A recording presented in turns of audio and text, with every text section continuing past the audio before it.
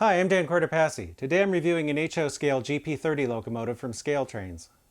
My model is detailed and decorated for Denver and Rio Grande Western in orange and black with the small Rio Grande lettering on the side. ScaleTrains offers the Rivet Counter GP30 in two versions. The factory direct price for the DCC ready version is $194.99. I got my DCC and sound equipped version for $289.99 direct from ScaleTrains.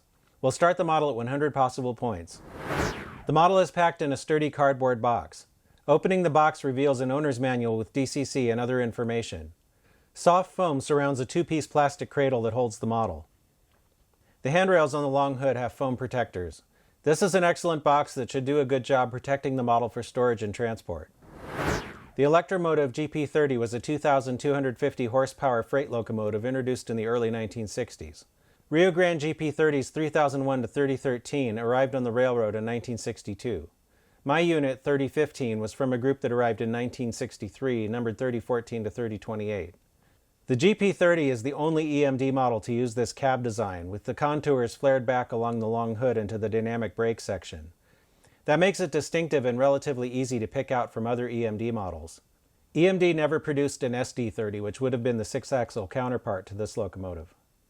This cab design was unlike the rounded roof style used on the GP7 through GP20, and also different from the boxier design that appeared on the GP35 and later models. There was a variation on the GP30 cab design. Looking at photos, it appears that Rio Grande's 1962 GP30s had cabs that were the same length on both sides. On the 1963 built units, including 3015, the fireman's side of the cab is slightly longer in the back. ScaleTrains got this right on the model. Rio Grande's GP30s were delivered without snowplows, but the railroad added these by the late 1960s. These units were also among the first to wear the simplified orange and black scheme that became standard on the Rio Grande for many years. Some Rio Grande GP locomotives had the F-unit style journals on the trucks, and the model reflects this. Over time, these became less common as parts were swapped out, but photos show that 3015 still had this style of journal as late as 1994. A photo from 1995 shows that by then the journals, or maybe the entire truck, had been changed to the more modern EMD style. At that time, 3015 still had its class lights and nose-mounted oscillating light. By 1998, the unit was still in its original paint, but the nose light was plated over and ditch lights had been installed. Amazingly, the class lights were still there. Sometime between 1977 and 1984, the uncoupling levers were changed. A rectangular extension was added so that they could be operated from the stepwell. As a modeler, one of the nice things about Rio Grande units is that their outward appearance didn't change all that much over time. Depending on how much of a stickler for small details you are, this unit would be appropriate for layouts set between the late 1960s and the early to mid 1990s. The model looks like an extremely close match to the real thing. I did notice that the re-railing frogs in the real 3015 varied over time. In some photos they're a different style or simply not present. These tools aren't really part of the locomotive itself, so this isn't necessarily incorrect. The only possible error I noticed was that the fuel gauge on the engineer's side looks like it should be a scale foot or so farther back along the fuel tank so that it's behind the stanchion above it rather than in front. This is minor enough that I'm going to let it go. I also want to give kudos to ScaleTrains for modeling 3015 as it appeared during the majority of its service career rather than as built. It's really nice not to have to add the snowplow or remove footboards. The paint on the model is opaque and thin enough that it only slightly softens small details like the latches on the doors. The markings are crisp and most of the tiny stencils on the shell are legible with magnification. I only spotted a couple tiny voids at panel seams where there are gaps in the markings on the real units too. At the risk of being nitpicky, it looks like there's just a touch of black showing through the orange on the Rio Grande lettering, the road number, and the end stripes. This makes it not quite as bright as the orange on the pilot's sill stripes and above the cab windows. I don't think this is bad enough to take points off, and it would be less noticeable if the unit was weathered. The handrails are made of a flexible plastic that should stand up to modest handling. The stanchions are mostly straight up and down on my model when viewed from the side. I really like how the end handrails are very straight, not leaning back as I've seen on some other models. The trucks have freestanding brake lines. The engineer's side front truck has a speed recorder and cable. When I first saw this little piece of plastic hanging down at an angle in front of the fireman's side rear truck, I almost thought something was broken. It does appear in photos of the real units though. I'm not sure what it's for, but it is correct. In front, the engine has freestanding wire grab irons and separately applied windshield wipers.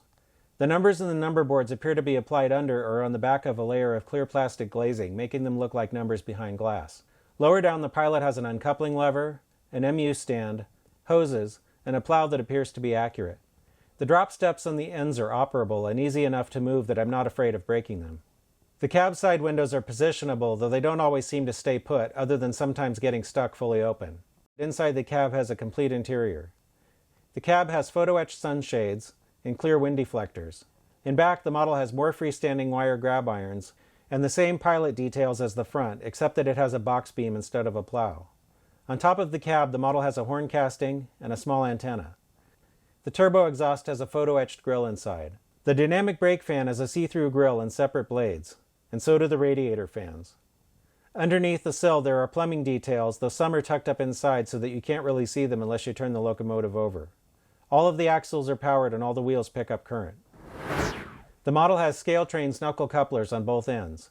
Looking for a match on the horizontal center line, the front coupler is high, so I'm taking 5 points. The rear coupler is also high.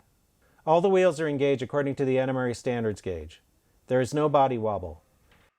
The model weighs 13.9 ounces. Drawbar pull topped out at 4.2 ounces on my force gauge, very strong for a model of this size. I'm running the locomotive on DCC. The engine has an ESU LoCSound Series 5 DCC and sound decoder. I haven't changed any of the default decoder settings. Like a lot of DCC decoders, the address is set to 3 by default. F8 toggles the sound on and off and also turns on the number boards, ground lights, and walkway lights. F0 turns on the headlight, which is directional. The forward headlight is on when the locomotive is set to move forward, and the rear headlight comes on in reverse. F5 cycles the class lights. They can be white, green, red, or off. F7 turns on the oscillating light. One cool feature, and similar to something I do on my own models, is that the F14 key can be used to turn off the number boards. F12 dims the headlight. F2 sounds the horn. The length of the toot depends on how long the F2 key is pressed. F1 rings the bell.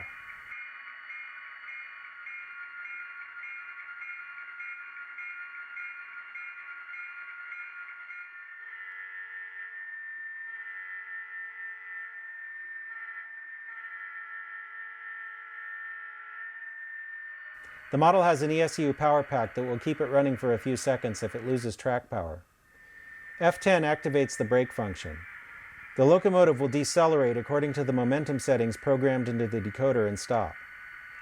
Pressing F10 again releases the brake and the locomotive will start moving. F4 puts the engine in dynamic brake mode. F9 activates the drive hold feature. This can be used to simulate a heavy train starting on a grade or a locomotive that is coasting.